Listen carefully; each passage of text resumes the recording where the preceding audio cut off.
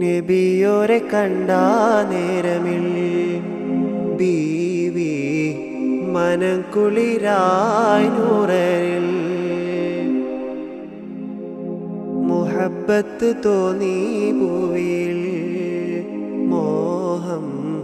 ചൊല്ലിയ അബൂ ത്വാലിബിൽ അരികിൽ വന്ന് കാര്യം ചൊന്ന് ആറ്റൽ റസൂലും നാണിച്ചിടുന്ന്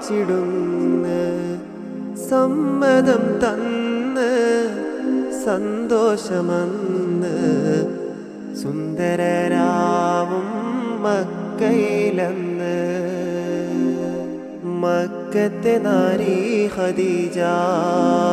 ബീവിയും മുത്ത് റസൂലും തിളങ്ങി